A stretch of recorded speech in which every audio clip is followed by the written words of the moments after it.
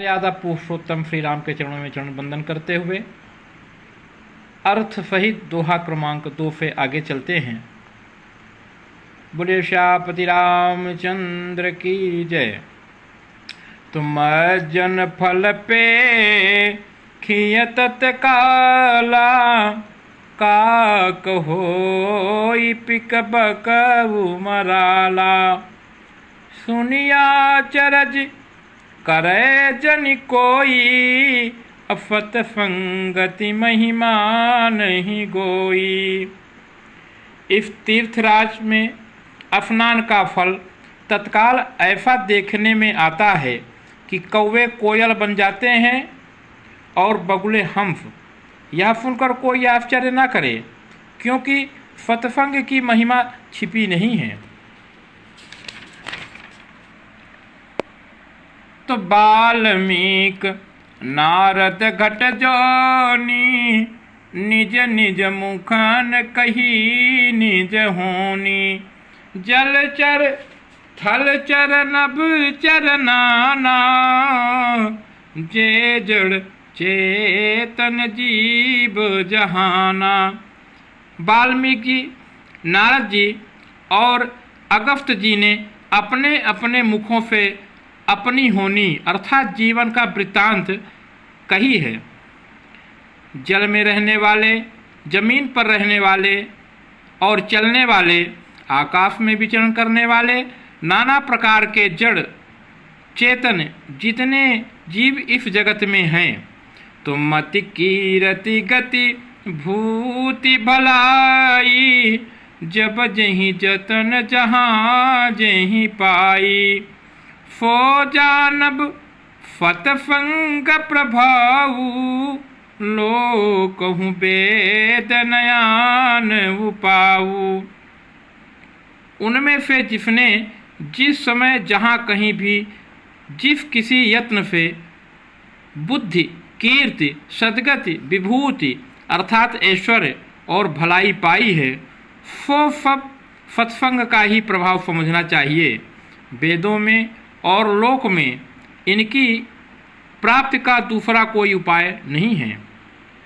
तो बिनु सत्संग विवेक न होई, राम कृपा बिनु सुलभ न सोई।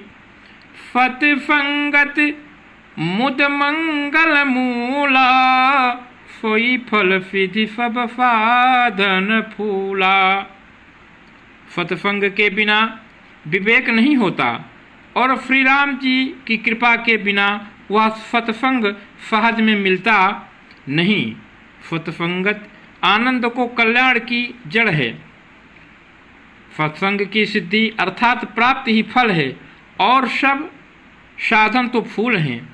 तो फठ फुध रही सत्संगति पाई, पारफ परफ कुघात फुहाई।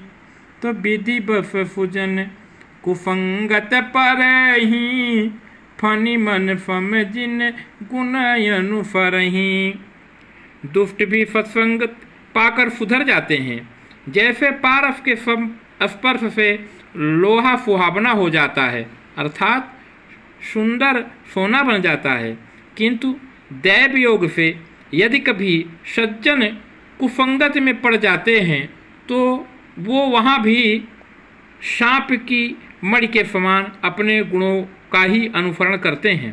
अर्थात जिस प्रकार सांप का संसर्ग पाकर भी मणि उसके विष को ग्रहण नहीं करती तथा अपने सहज गुण प्रकाश को नहीं छोड़ती, उसी प्रकार साधु पुरुष दुष्टों के संग में रहकर भी दूसरों को प्रकाश ही देते हैं।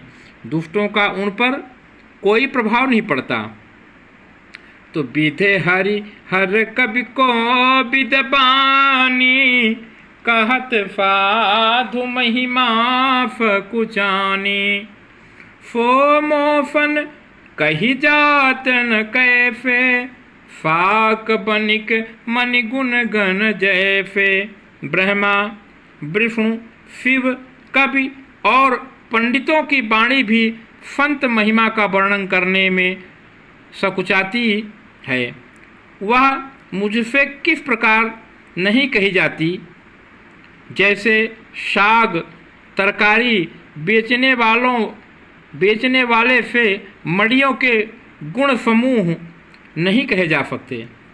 तो बंदहु संत समान चित हितयन हित नहीं कोय, अंजलिगत शुभ सुमन जिम सम सुगंध कर दोय। मैं संतों को प्रणाम करता हूँ जिनके चित्त में समता है, जिनका न कोई मित्र है और न कोई शत्रु। जैसे अंजल में रखे हुए सुंदर फूल, अर्थात जिस हाथ ने फूलों को तोड़ा और जिसने उसको रखा, उन दोनों ही हाथों को समान रूप से सुगंधित करते हैं। अर्थात वैसे ही संत शत्रु और मित्र दोनों का ही समान रूप से कल्याण करते हैं। तो संत सरल चित जगत हित, जानि स्वभाव स्नेह, बाल विनय फुनि करि कृपा, राम चरण रति देहु। संत सरल हृदय और जगत के हितकारी होते हैं। उनके ऐसे स्वभाव और स्नेह को जानकर मैं विनय करता हूँ। मेरी इस बाल विनों को सुनकर कृपा करके श्री राम जी के चरणों में मुझे प्रीति दें। तो बहुरी बंद खल गणपति भाए, जे बिनु काज दाहिने उबाए, परहित हानि लाभ जिनके रे, उजरे हरफ विषाद बफेरे। अब मैं सच्चे भाव से दुष्टों को प्रणाम करता हूँ, जो बिना ही प्रयोजन अपना हित करने वाले के भी प्रतिकूल आचरण करते हैं। दूसरों के हितों की हानि ही जिनकी दृष्टि में लाभ है, जिनको दूसरों के उजड़ने में हर्ष और बसने में विषाद होता है। तो हरिहर जस राकेश राहु फे, पर काज भट सहस बाहु फे, जे पर दोष लखहि सहसाफी, परहित घृत जिनके मन माखी। जो हरि और हर के यश रूपी पूर्णिमा के चंद्रमा के लिए राहु के समान है। अर्थात जहाँ कहीं भगवान विष्णु या शंकर के यश का वर्णन होता है, उसी में वे बाधा देते हैं और दूसरों की बुराई करने में सहस्त्राबाहु के समान वीर हैं। जो दूसरों के दोषों का हजार आँखों से देखते हैं और दूसरों के हित रूपी घी के लिए जिनका मन मक्खी के समान है। अर्थात जिस प्रकार मक्खी घी में गिरकर उसे खराब कर देती है और स्वयं भी मर जाती है, उसी प्रकार दुष्ट लोग दूसरों के बने बनाए काम को अपनी हानि करके भी बिगाड़ देते हैं। तो तेज कृषाण रोफ मही फेफा, अगयब गुण घन घनीय धनेफा, उदय केत समहित सब ही के, कुंभकर्ण सम सोबतनी के। जो तेज अर्थात दूसरों को जलाने वाला ताप में अग्नि और क्रोध में यमराज के समान है, पाप और अपगुण रूपी धन में कुबेर के समान धनी हैं, जिनकी बढ़ती सभी के हित का नाश करने के लिए केतु अर्थात पुच्छल तारे के समान है, और जिनके कुंभकर्ण की तरह सोते रहने में ही भलाई है। पर यह काज लगुन तन पर हरही, अजीम ही मयुपल कृषि दल गरही, बंदहु खल जफ फेफ फरोफा, सहफ बदन बर नहीं पर दोफा। जैसे ओले खेती का नाश करके आप भी गल जाते हैं, वैसे ही दूसरों का काम बिगाड़ने के लिए अपना शरीर तक छोड़ देते हैं। मैं दुष्टों को अर्थात हजार मुख वाले शेष जी के समान समझकर प्रणाम करता हूँ, जो पराये दोषों का हजार मुखों से बड़े रोष के साथ वर्णन करते हैं। तो पुनि प्रणवों पृथुराज समाना, परयग फुनई फह फैद फकाना। बहुरी फक्र फम बिन बहुते ही फंतत फुरानी कही तजेही। पुनः उनको राजा पृथु अर्थात जिन्होंने भगवान का यश सुनने के लिए 10,000 कान मांगे थे के समान जानकर प्रणाम करता हूँ, जो 10,000 कानों से दूसरों के पापों को सुनते हैं, फिर इंद्र के समान मानकर उनकी विनय करता हूँ। जिनको फुरा अर्थात मदिरा नीकी और हितकारी मालूम देती है, अर्थात इंद्र के लिए भी शुरा नीक अर्थात देवताओं की सेना हितकारी है।